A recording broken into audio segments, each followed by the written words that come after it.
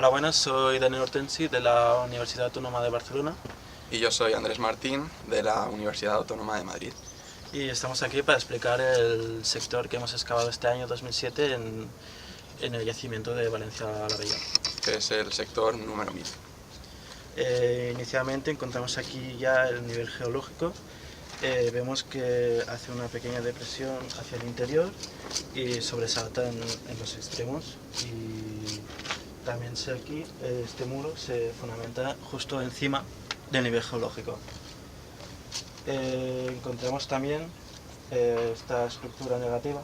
Se ha pensado o interpretado que es una estructura posterior a la ocupación, debido a que corta también el nivel geológico y encontramos que cortaba niveles de circulación visigóticos.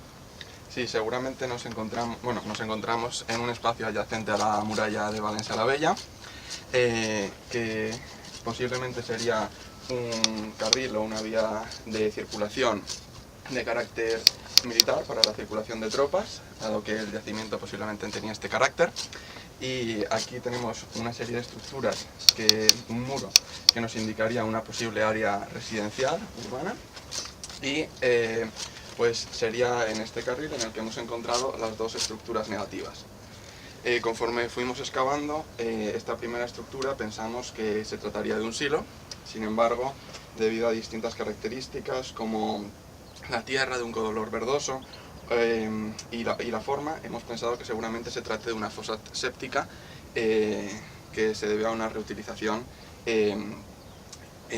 posiblemente en época islámica de esta parte.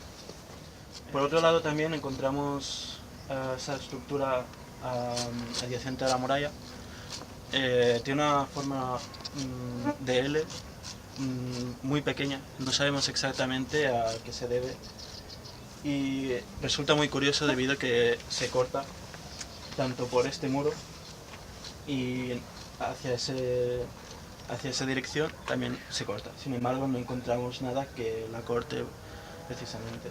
Esto nos está indicando que esta estructura es anterior a este espacio, que desconocemos exactamente la interpretación, pero resulta bastante probable un espacio habitacional. Y bueno, finalmente, a los pies de la muralla hemos encontrado en distintos tramos restos de mortero, quizás como apoyo a la muralla, como los que podemos ver aquí, pero que no se encuentran a lo largo de toda la misma.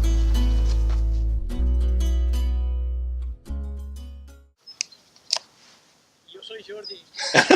Més fort.